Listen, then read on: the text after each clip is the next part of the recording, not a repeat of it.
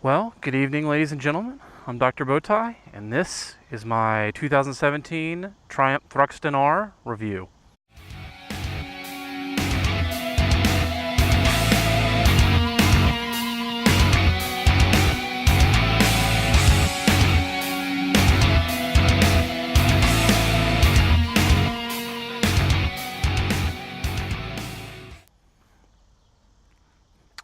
So, as you see here, is the 2017 Triumph Thruxton R. I bought this bike back in March, and now we are in July. Got roughly 1,500, 1,600 miles on it. I initially planned to do this review at the 1,000 mile mark, and this is my third take doing the video due to some technical errors along the way. This is me new to vlogging, so bear with me there. I'll give you a quick walk around and then we'll keep going. As we do the walk around, I'll do some quick just breakdowns of upgrades that I've made thus far. As you see in the back and the rear, we have the New Rage Customs Fender Eliminator Kit, which removed the rear fairing and gave me that LED strip right above the license plate. Our slip-on exhausts are the Remus slip-ons. The headers I replaced are titanium headers out of Thailand through a group called Euro Customs, Euro Razor. I'll put their link in the description. Moving on up. One of the main differences, I love the rainbowing on the titanium pipes already. Haven't had them for long, so they're still glowing or still changing to their final form. One of the major differences between the 1200 Thruxton and the Thruxton R is our Showa front suspension and Öhlins back suspension, as well as I think it's the race setting. I could be wrong with that, or the sport setting with the engine. It's been tuned up a little bit. So we got that. I also got the front fairing. Some of the Thruxtons you may see have without it. That's their sort of cafe racer package. It's a wonderful bike. And I actually really enjoy the look there. So anyway, we got the headers, we got the slip-ons, we got the fender eliminator, and I believe that's about all I've done. Oh, and then these little rubber pads, if you want to consider these sort of an upgrade to the bike. That's all I've done so far. Kept the bar and mirrors, loved them. Kept the indicators like that too. Let me turn the bike on real quick so you can hear it.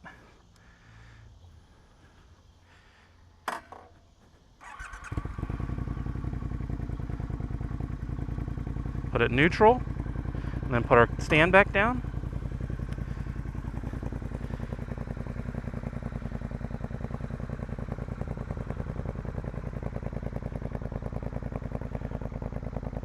And I know the video and audio might not do it justice, but the titanium headers and the slip-ons do make the bike quite a bit louder. You might be able to see down through here, the catalytic converter has been removed, which plays a significant role in the decibel level of the bike.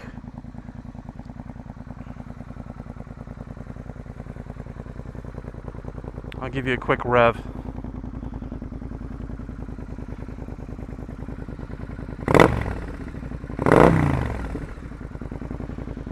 Yeah, she sounds great.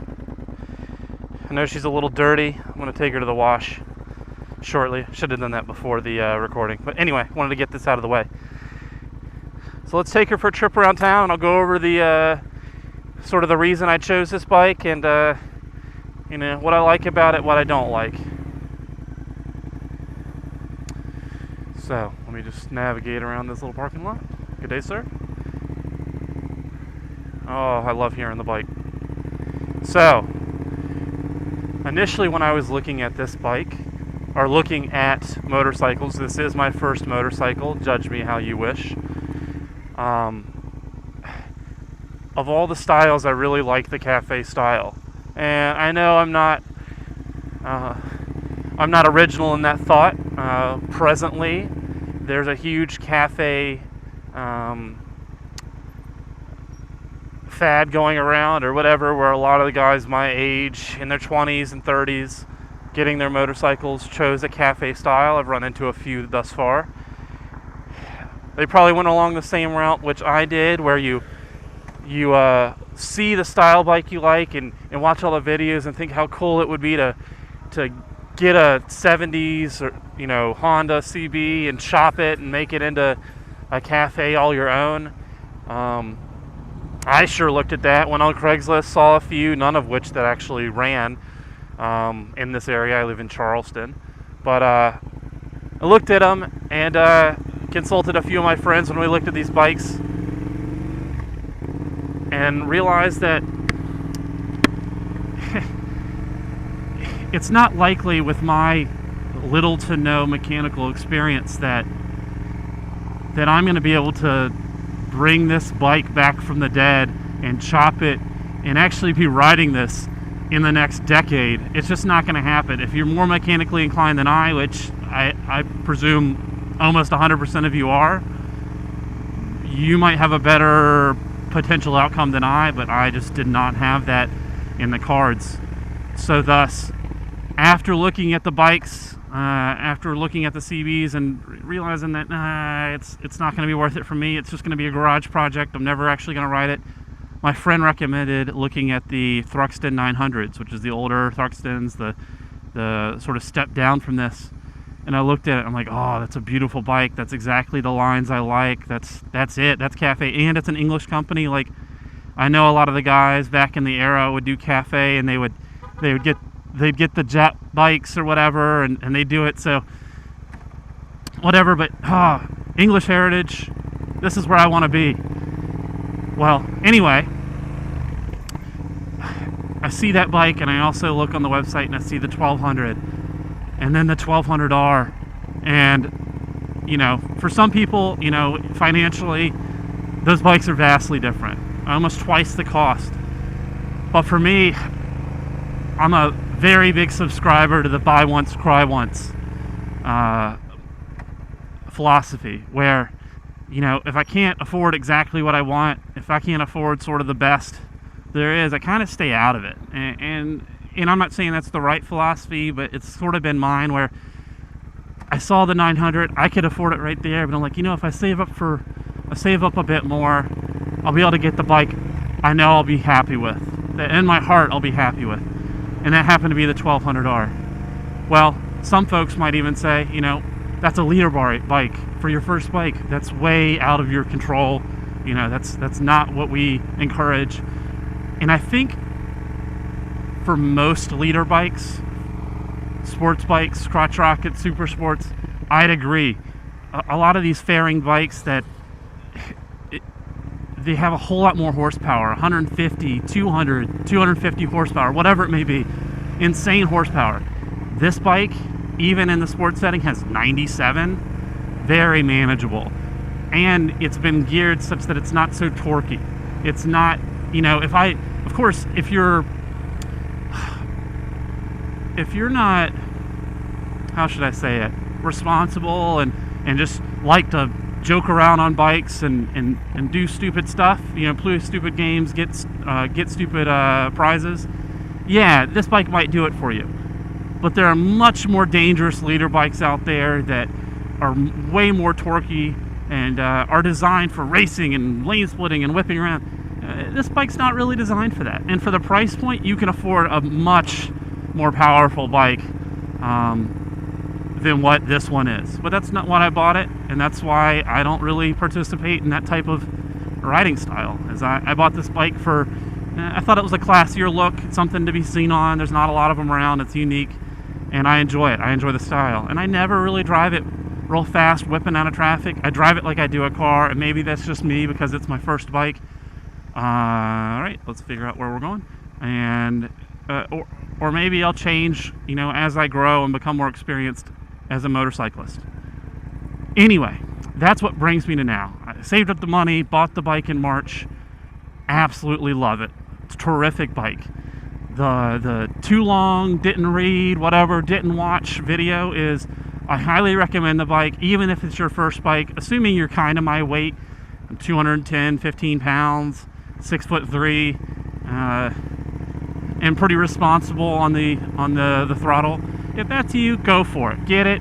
I highly encourage it. But let's go over some of the critiques I have on this bike. There's really three critiques mainly. The first one, and the major one, and it seems to be on the forums and on the Facebook groups, like 50% have it, 50% don't. It's not consistent across the board. Triumph really hasn't acknowledged it. So take it for what it's worth. All right, come on, guy. My major critique, and if you get nothing else from this video and you're considering buying this bike, I strongly urge you to look out for this. The front brake here, when I pull it, it's soft, it's spongy.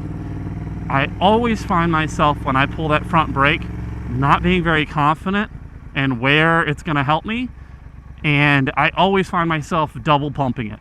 The first time, just to sort of get the pressure built up or whatever it may be, and the second time expecting it to grab the disc at half the pull length it was at the first time. Now, I tried filming it and it's horrible. But let's see, 1, 2. I know it's quick.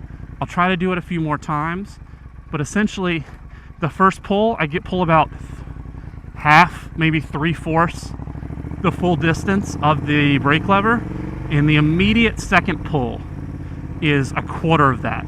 It's much firmer, and I'm confident in that.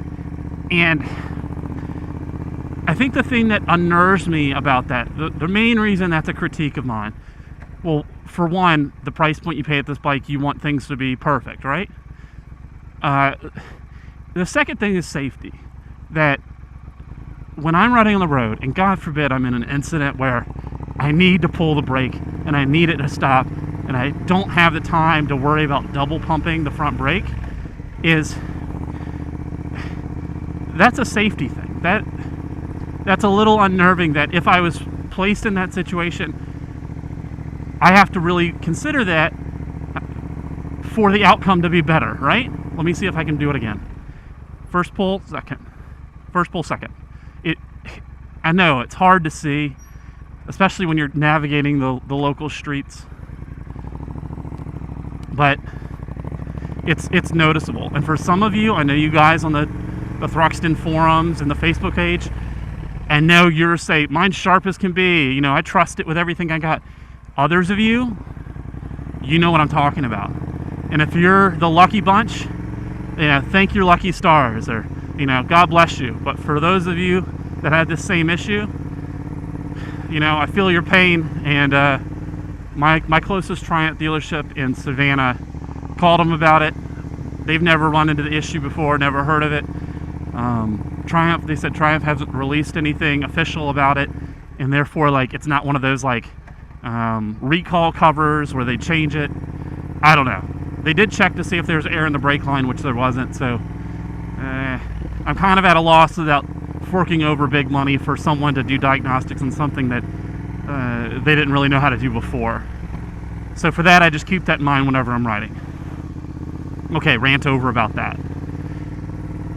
The second thing that's of slight irritation to me is the key. When I go ride around and then get off the bike, say I'm going to park or whatever, to turn the key into the wheel lock position or whatever it's called, it's not smooth. And a lot of times I find myself sitting there and just struggling. Here, let me show you.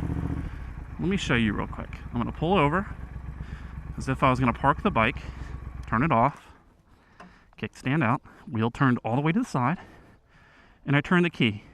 And I get it to the off position, as you see here, but pull the clutch, jiggle it, and then after jiggling it, turns. Now, it doesn't sound like a major issue to you, but it's not smooth, and I don't know why. If you know the answer, let me know. Always turning it over, turning it back onto the on position, always smooth. Turning it back this way, pressure, no pressure, it's inconsistent. That's my main gripe with that. Glad we got that out of the way. People are wondering what I'm doing. Oh well. Back in the back in the run. Checking my lanes. Good. And here we go. All right, so front brake and key to the wheel lock position. Main gripes.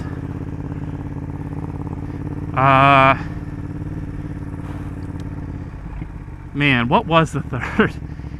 Honestly, that's about it, considering... Oh, the third one I recalled was the comfort. All right, the bike is designed to be a city bike, to cruise around town, to see and be seen. It is not a touring bike. Now, some of you guys, I saw it recently in the forums, oh, I'll tour the bike across Europe and this, that, and the other. I don't know. Oh, look, there's a little biker meetup. I tour the bike across Europe, no problem. Let me tell you, for the majority of us,